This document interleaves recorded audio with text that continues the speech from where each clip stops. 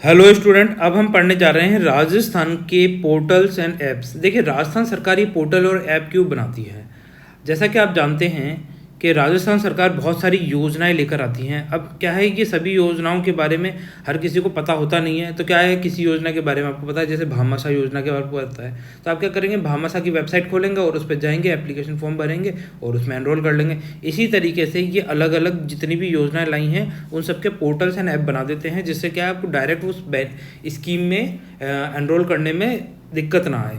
जैसे अनुप्रति कोचिंग योजना, सरकार ने पोर्टल एंड ऐप बनाया। अब ये अनुप्रति कोचिंग योजना क्या है, देखिए इसमें क्या है, जो गरीब सेक्शन से जो बच्चे आते हैं, विद्यार्थी आते हैं, कौन से section, SC ST PWD, economic weaker section, OBC है ना, माइनॉरिटी, अदर सेक्शन से जो बच्चे आते हैं, 12वीं पास करने के बाद, ग्रेजुएट करने के बाद में उनको जॉब की तलाश होती है और जॉब के लिए उनको कोचिंग करनी होती है। अब कोचिंग क्या है, सब लोग अफोर्ड नहीं कर पाते हैं। गरीब बहुत ज़्यादा, जैसे मान लीजिए रिक्शा चलाने वाले, घरों में काम करने वाले, उनके बच्चे मेधावी हैं परंतु उनके पास में संसाधन नहीं है किस तरीके से वो कोचिंग कर सकें। इसीलिए सरकार अनुप्रति कोचिंग योजना लाई है, जिससे क्या है, कोचिंग के अभाव में वो अपनी जो लाइफ में जॉब सिक्योर कर सकते हैं वो ना रह जाए उनके लिए। इसमें क्या करती है सरकार, जैसे मान लीजिए किसी को IAS की तैयारी करनी है, IAS के लिए उसको 1 लाख रुपए तक का कोचिंग फ़ीस दी जाती है, और जैसे RS करनी है तो उसमें 50,000 रुपये तक की कोचिंग फ़ीस दी जाती है और सरकार देती है इसके अंदर। अब इसके कुछ प्रोविज़न है, आ जाइए देख लेते हैं।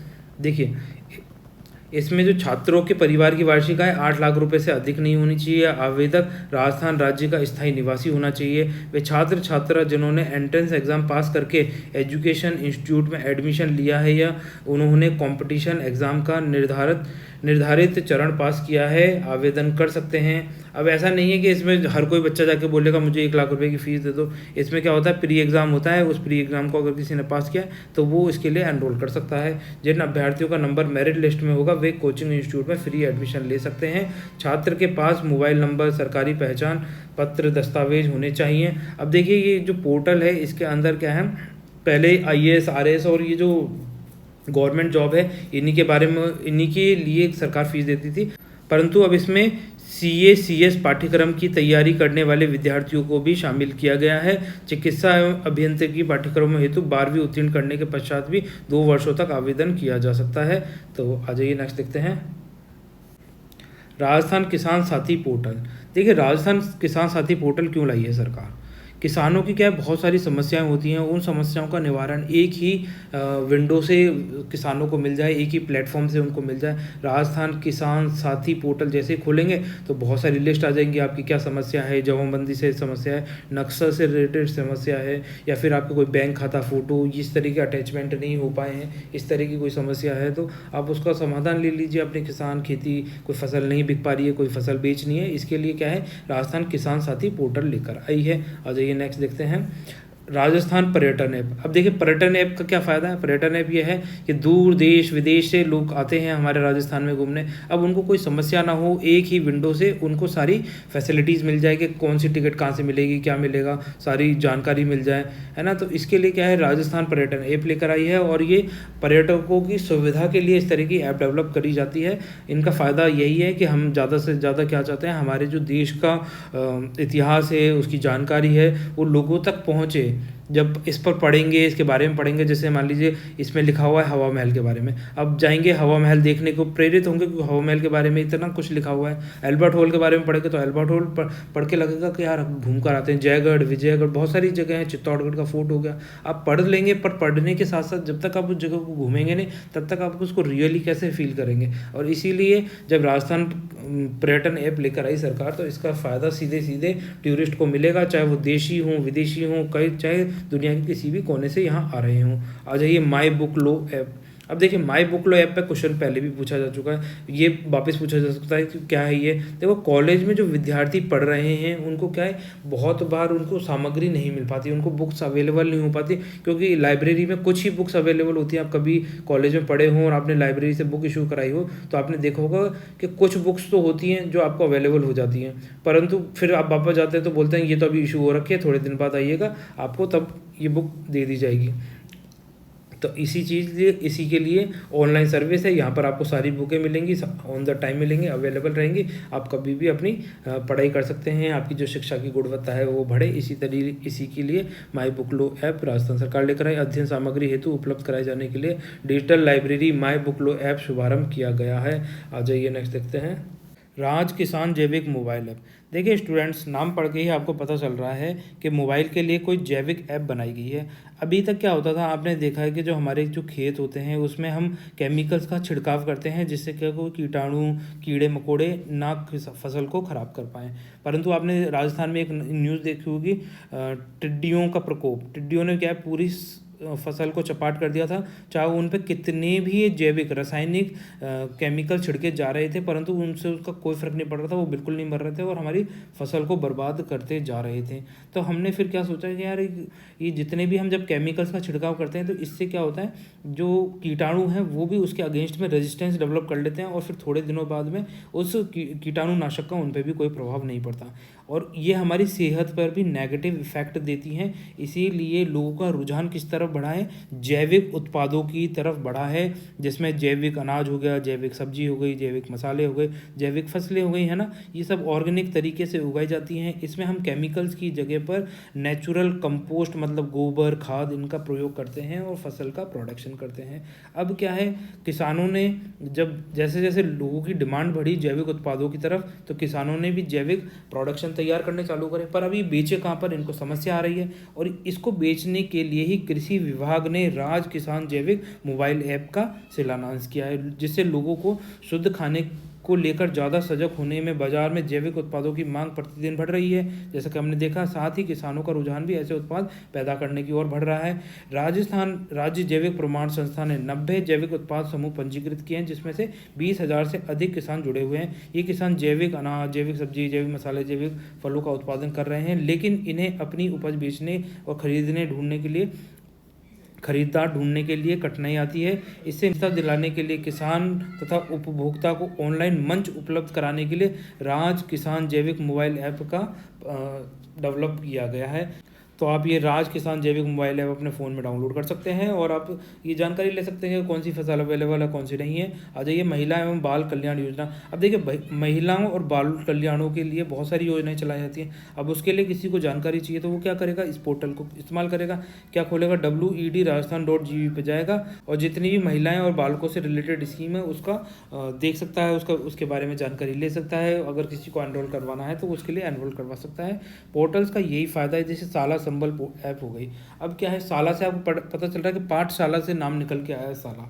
अब क्या है, पाठशाला जैसे मान लीजिए अभी तक क्या है, स्कूलें आप देख रहे हैं सरकारी स्कूलों में ना टीचर प्रॉपर है, ना उनका मेंटेनेंस है, ना उनका रखरखाव है। प्लेग्राउंड में जाके देखेंगे तो घास बड़ी बड़ी उगी हुई है, वॉशरूम जाके देखेंगे तो बहुत गंदे हैं। इसी तरीके से हमारे जो स्कूल्स हैं उनको अगर हमें डेवलप करना है तो सबसे पहले इंफ्रास्ट्रक्चर डेवलप करना पड़ेगा, फिर उनमें जो टीचर्स हैं, स्टूडेंट्स हैं, उनका एनरोलमेंट प्रॉपर देखना पड़ेगा, तभी हम अपने शाला मतलब जो पाठशालाएँ हैं, स्कूल्स हैं, उनको डेवलप कर पाएंगे और एक इंटरनेशनल लेवल पर हम गरीब बच्चों को भी एजुकेशन दे पाएंगे। इसीलिए क्या है, सरकार नई नई एप्लीकेशंस लाती हैं, जैसे साला संबल ऐप लाई है। इसका मेन ऑब्जेक्टिव यही है कि शिक्षा गुणवत्ता सुनिश्चित की जा सके, शिक्षा के क्षेत्र में विकास किया जा सके, उनका मॉनिटरिंग की जा सके और उनके अगर कुछ डेवलपमेंट करना है, फंडिंग करनी है तो वो आसानी से की जा सके, देखा जा सके कि जो प्रयास किए जा रहे हैं सरकार के वो सही हैं या किस लेवल के हैं। पब्लिक वेलफेयर पोर्टल PWP जन कल्याण पोर्टल। अब देखिए जन कल्याण से आपको पता चल रहा है कि लोगों का कल्याण करना है, उस तरह का पोर्टल लेकर आई है राज्य सरकार। इसमें क्या है, जितनी भी जन कल्याण से रिलेटेड स्कीम्स हैं उसके बारे में यहाँ मेंशन कर दिया जाएगा और आप उनकी शर्तें, उनकी जानकारी यहाँ देख सकते हैं। आ जाइए नेक्स्ट देखते हैं।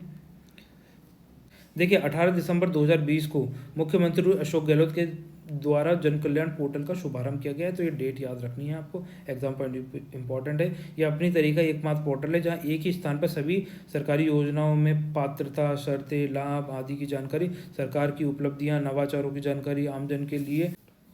राजस्थान जन सूचना पोर्टल।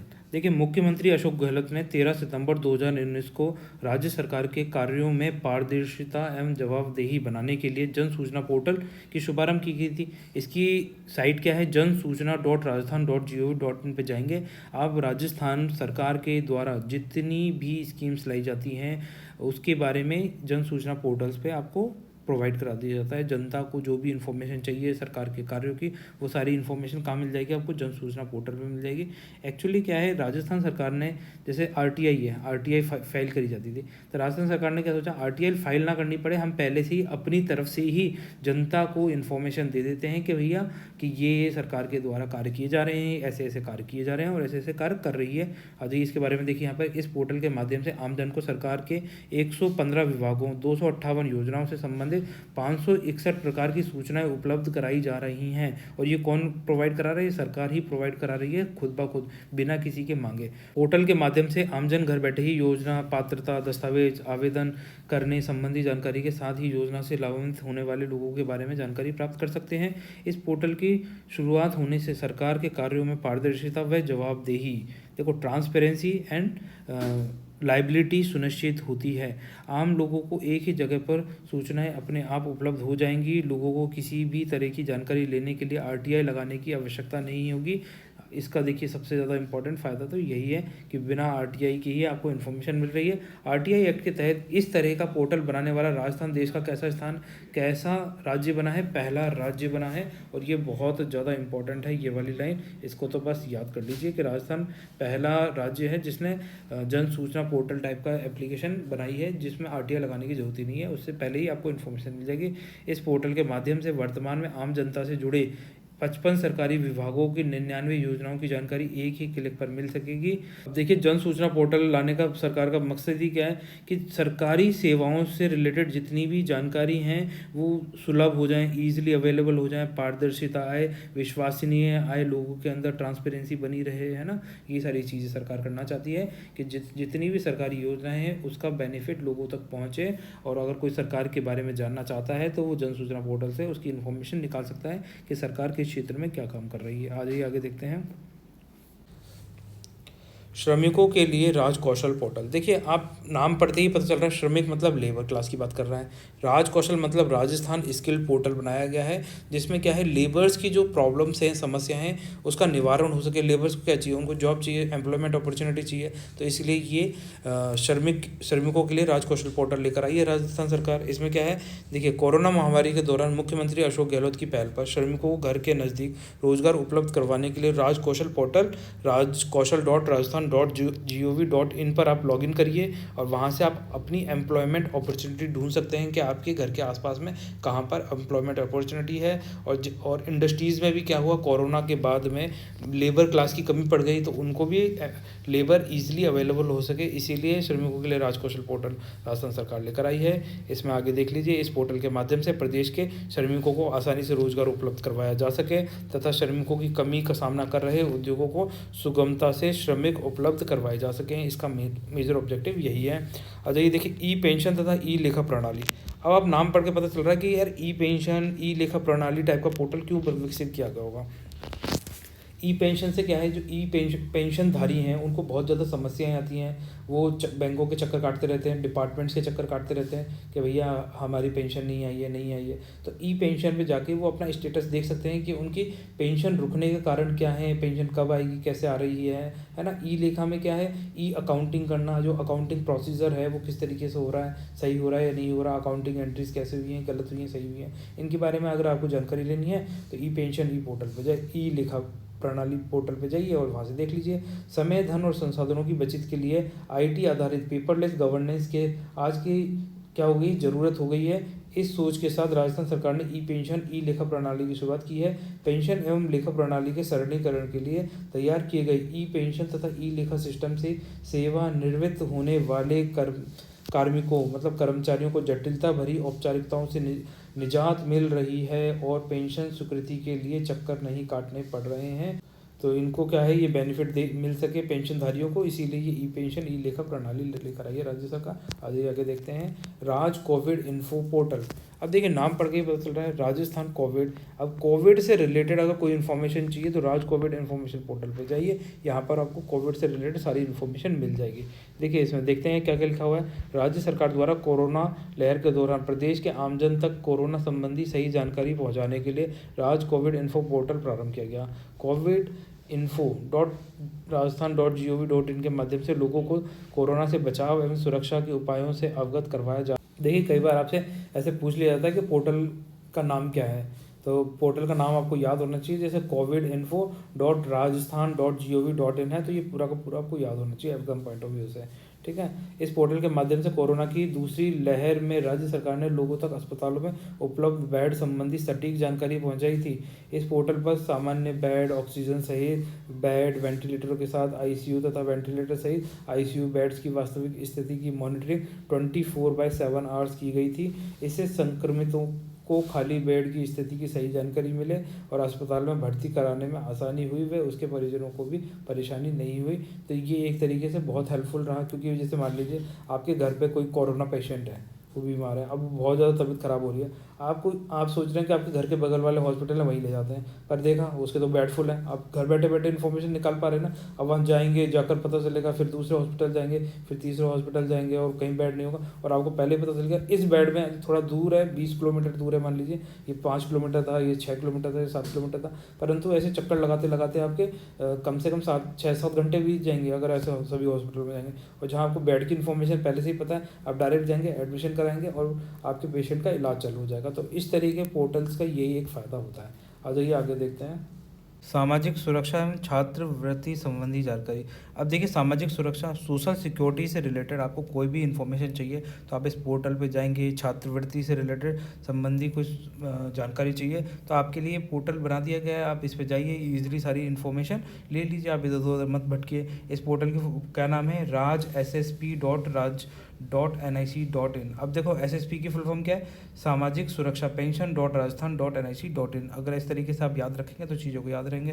सामाजिक सुरक्षा में कौन कौन सी है, जैसे वृद्धावस्था पेंशन हो गई, दिव्यांगजन पेंशन हो गई, किसान वृद्धजन पेंशन हो गई, एकल नारी पेंशन योजना हो गई। तो इस तरह की जो सामाजिक सुरक्षा वाली स्कीम्स हैं उसका बेनिफिट आप इस एकल विंडो पे, मतलब इस पोर्टल पे जाकर ले सकते हैं।